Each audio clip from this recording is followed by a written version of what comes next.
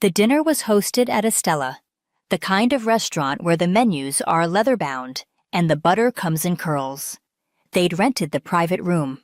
Soft lighting, heavy drapes, and a champagne tower glinting like something out of a launch party, which in a way it was. Camille stood at the head of the table, glass raised, smile tight and curated. "To dreams," she said, pausing just long enough for the room to lean in. "And to the deal that made mine real." The table erupted. Applause. Laughter. Someone whistled. She beamed, chin tilted slightly, like she was angling for the best possible press photo. I sat at the far end, 3 seats from the door, one arm hooked around the back of my chair like I might still decide to leave. She wore red, because of course she did. Statement dress, tailored like armor. And when the producer beside her slid a sleek velvet box across the table, Camille opened it with a flourish. "They said it's custom," she purred, pulling out a plaque the size of a hardcover. Gold plate, mahogany trim, and etched across the center. "She who weaves worlds deserves to live in one." I knew that line. Not because it was hers. Because it wasn't. I wrote it at 3:17 a.m. in the margins of a legal pad, hands shaking after my second panic attack that week. I'd scribbled it while waiting for a script rewrite that never came, back when I still believed maybe one day Camille would share credit, that maybe this was still our story. She held it up like it meant something to her, as if she remembered the moment it was born. But she hadn't been there. I had. Someone passed the plaque around. Compliments flew like confetti. "So poetic. You always had such a gift. That should be on merch." Camille laughed, modest, humble, false. "It just came to me." I didn't speak, didn't blink. Just reached for my water and let the condensation slip down my wrist as I held the glass. The room buzzed with praise, but I watched it from the edge like a ghost at her coronation. She raised her glass again and toasted her muse. Not me, of course, not the writer, just the inspiration. And I realized then, she didn't thank the person who gave her a voice. She thanked the mirror, because I wasn't her muse, I was her ghost. They said I was the brain, but no one asked what it's like to live without a face. I wasn't always invisible. There was a time when Camille and I shared a room, a stack of journals, and a secret language built from dog-eared books. We used to stay up whispering about the stories we'd write together one day. She'd pick the names. I'd write the scenes. We were a team once, before the spotlight found her and forgot me. Camille's star began with a blog. She posted quotes, ones I'd written for fun, alongside mood boards and filtered selfies. Her captions sparkled. Mine, really. But no one knew that. People called her relatable, witty, a fresh voice in fiction. She called me her editor, said it like a favor. Then came the idea, a YA fantasy series, she said, between sips of oat milk cold brew. Something dramatic, like a girl with a sword, but emotional trauma too. I laughed. I thought she was joking. She wasn't. I sketched out a sample chapter that weekend. She called it magic. She posted a teaser online, under her name. It blew up. Agents reached out. She told me, "This is our shot. You write, I pitch." I told myself it was okay. We were sisters. I didn't need the credit. Not right away. She emailed me a contract labeled administrative cleanup. Said her agent needed it for tax purposes. I signed it while eating leftovers in her apartment kitchen. Didn't even read it. I trusted her. Book 1 sold in a week, then 2 more in preempt. Camille was suddenly the next big voice in women-led fantasy. Book tours, panel invites, sponsorships. I watched her praise the prose I bled for. She sent me checks, quiet ones.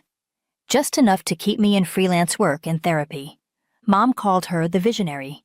Dad said we made the perfect duo. Camille's the face, Liana's the brain. But brains don't sell out theaters. Brains don't get applause. I wrote entire chapters from her notes that read, "More drama here, and make the girl cry but smartly." She called herself a Vibes First writer. I wrote the words. She walked the carpets. She didn't need to steal my name. She had something better. My silence. And I held on to it. Because deep down, I thought she'd make space for me eventually. Thought she'd turn around one day and say, "It's time." She did. But not for me. For Netflix. She didn't just take my voice. She sold it. And signed the receipt with her smile. I found out the way most betrayals reveal themselves. Not through confession, but paperwork. It was a Tuesday. The kind of day no one remembers. I just sent off a pitch to a client when an email slid into my inbox. Subject: International Licensing Rights, Verification Request. I almost deleted it. I didn't recognize the sender, but something made me open it. Inside was a brief note from a legal assistant working with a distribution firm in Berlin. They were finalizing a contract for a streaming adaptation of The Kingdom Below, Camille's breakout hit. They wanted to verify the identities of any contributors who might be eligible for credit. There was a list. 6 names. Hers at the top. Mine wasn't there. But one footnote caught my eye. A clause buried deep in the contract language.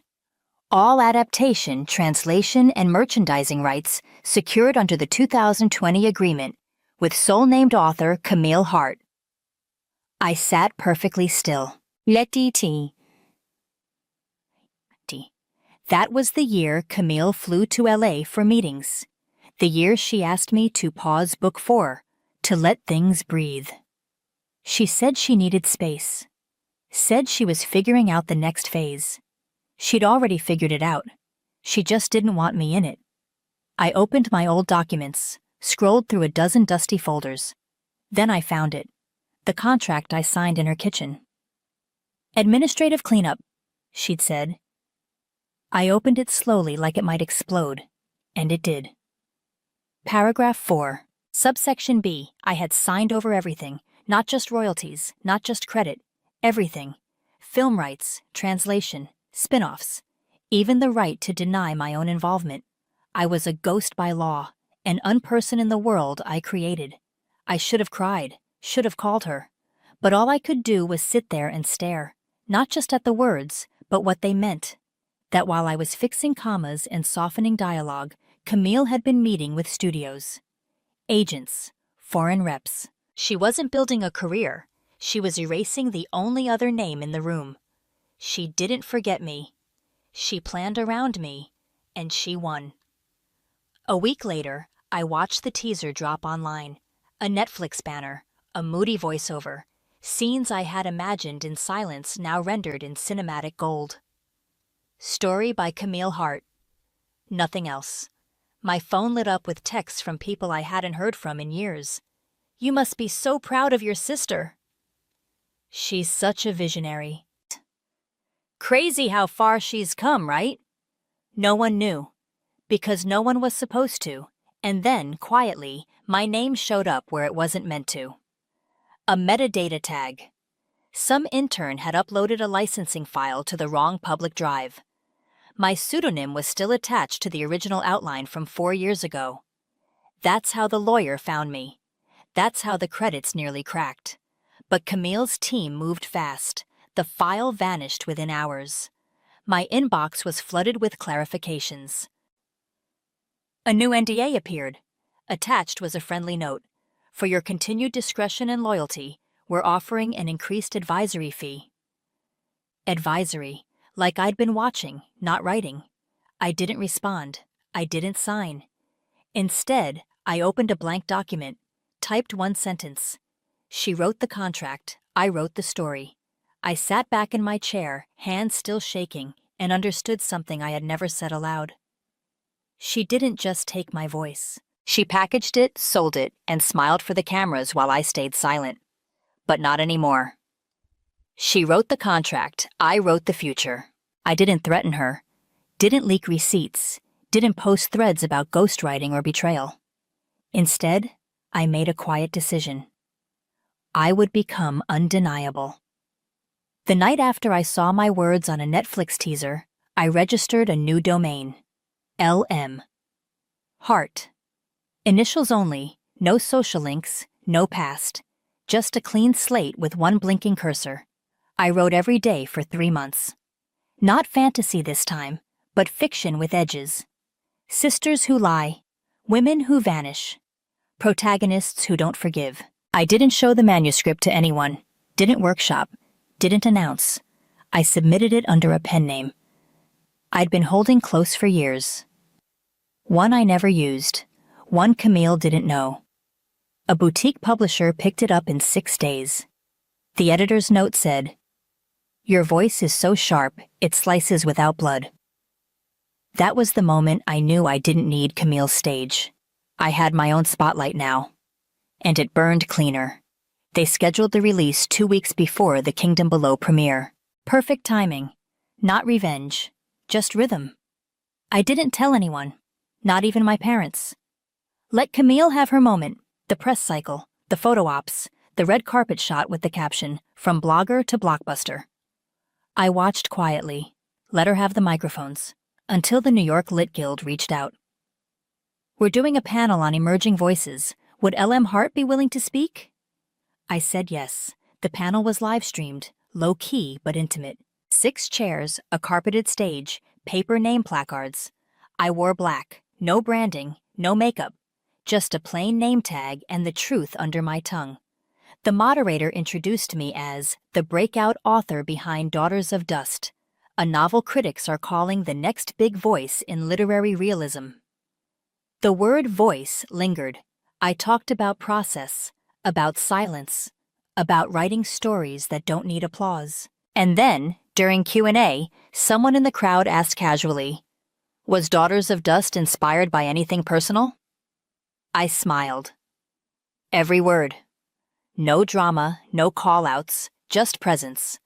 But the clip spread.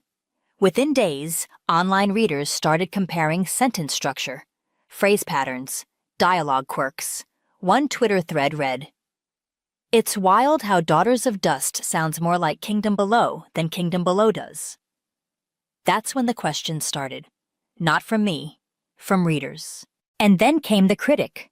A soft-spoken reviewer from the Chronicle posted a side-by-side analysis. Camille Hart's adaptation feels like fan fiction of a book she never wrote. It went viral. Suddenly, everyone was whispering. Was L.M. Hart the real mind behind Camille's empire? I didn't answer. Instead, I accepted an invite to speak at the Valentine Literary Conference, the same one Camille had headlined 3 years prior. The opening panelist introduced me as L.M. Hart, whose distinct voice and quiet ferocity are redefining a genre. I didn't look for Camille in the crowd, but I knew she was watching. The whispers were loud now, not mine, but theirs. And when a critic stood up during the reception and said aloud, "Hart's sentences hit like truths we forgot we buried," I raised my glass, not to reply, but to remember. Because this time, the name they clapped for wasn't hers. It was mine. She wrote the contract. I wrote the future. She used to call me replaceable, but I didn't disappear. She did. The reviews landed soft at first, like the kind of rejection no one says aloud. A few articles used phrases like visually ambitious, narratively thin. One headline said Kingdom Below was a feast for the eyes, but emotionally malnourished. A podcast joked it felt like the plot was written by someone who read the outline, not the book. They weren't wrong. Camille posted a black and white photo of herself on premiere night, eyes closed, captioned, "Gratitude, always." But the comments below told a different story. Something about this feels off. This doesn't sound like the book I remember. Did anyone else notice the new novel, Daughters of Dust, feels like the real deal? I didn't reply. I didn't need to. The echo had started, and Camille couldn't mute it. A week later, Daughters of Dust hit the New York Times bestseller list. Number 6. 2 slots above Camille's adaptation tie-in edition. That was the first time Mom texted me in over a year. "Mom, Camille isn't doing well. Maybe you could talk to her?" No punctuation, no apology, just a mother reaching for the daughter who finally had a name worth mentioning again. I didn't respond. I watched quietly as Camille doubled down. New Instagram reels, soft focus videos of her creative process, her writing desk staged with scented candles and untouched notebooks. She captioned one. "Sometimes the muse gets tired. Be gentle with yourself." Comments were limited on that post. The last time I saw her in public was in the background of a panel livestream. She wasn't speaking, just seated, still, dimming. She wore a white blazer and too much concealer. Her expression was composed, but her hands moved constantly, adjusting cuffs, smoothing the tablecloth, twisting her ring. And I realized something I hadn't before. She wasn't afraid of being forgotten. She was afraid of being misunderstood, because deep down, she knew the applause was for something she couldn't recreate. Not because the story had changed, but because the storyteller had left. My favorite bookstore placed Daughters of Dust in the front window, next to a chalkboard sign that read, "Real Stories, Real Voices." Camille's books weren't on display that week. Her publisher didn't reprint the film edition after the first run stalled. People stopped quoting her captions. They stopped asking if I'd help write the next one. No one talked about Camille anymore, not even our family. At Thanksgiving, the table was smaller. No toasts, no grand declarations. Just the quiet kind of meal where people chew more than they speak. Someone mentioned publishing. Dad looked at me, started to say something, then stopped. Camille wasn't mentioned once. She used to call me the backup plan. Now I was the only one still on stage. But there's no joy in watching someone fall, even if they once stepped on your shoulders to climb. There's just distance, a recognition that the person who hurt you isn't in control anymore, but they're still living with what they did. A reader once emailed me, "There's something lonely about your sentences, but it's the kind of lonely that makes you feel seen." I wrote back, simply, "I know." Because this wasn't revenge. Not really. This was the sound that happens after a name stops echoing in someone else's mouth and starts living in your own. She built her empire with my words. I built mine with my name. I never confronted her. No dramatic email, no carefully worded letter, no final conversation where I listed what she took and how it felt. I didn't need her to admit anything. I just needed her silence. And I finally had it. The last message she sent was months ago. A short DM. No greeting, no name. "If you're going to keep writing, at least spell our family name right."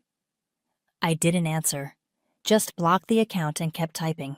Because now the only person I was writing to was me. When the paperback of Daughters of Dust came out, I sat in the back corner of a small indie bookstore while a young girl approached the counter holding a copy. She had braces and chipped nail polish, and she turned to her friend and whispered, "This one made me feel like I wasn't crazy." Her friend nodded. "Same." I underlined like half of it. They didn't see me. They didn't need to. That was the point. A few weeks later, I was invited to speak at a literary festival in Oregon. The room wasn't huge, maybe 60 people in folding chairs. But they leaned in when I spoke. They took notes. One woman raised her hand near the end and asked, "Where did Daughters of Dust come from? What made you write it?" I paused. Not because I didn't know the answer, but because, for once, I wasn't afraid to say it. "It came from silence," I said. "The kind that tries to erase you. The kind you learn to survive inside." There was no gasp, no dramatic reaction, just quiet understanding, and nods from people who'd lived through the same. After the panel, a woman in her 50s approached me. She didn't say much, just handed me a folded program with a note inside. "Thank you for reminding me I don't owe anyone a rewrite of who I was." That night, I sat in my hotel room by the window, watching the wind bend the tree branches in slow, patient arcs. I thought about who I used to be, the girl who edited chapters in exchange for praise that never came, The sister who gave away credit like it was currency she wasn't supposed to spend on herself. She's gone now. What's left is quieter, slower, but steadier. I don't explain myself anymore when people ask what I do. I say I write. I say my name. Sometimes I still catch myself hesitating, waiting for someone to question it, to say I'm only here because someone else made space. But then I remember, no one made space. I took it back. One of my favorite readers once sent me a photo of her bookshelf. Daughters of Dust sat between two hardcovers. She wrote, "This one made me feel seen, like someone left a light on for me." I stared at that photo for a long time, because that's all I ever wanted. Not applause, not revenge. Just proof that I'd lived, that my voice had outlasted the version of me they tried to narrate. The dedication in my second novel reads, "For the girls who were always asked to stay behind the curtain. I don't write about Camille anymore. She's not the story. I am. Some stories aren't about revenge. They're about reclaiming what should have never been taken. Your name, your voice, your place." At Reddit Reveal, we don't chase drama. We uncover what's been buried.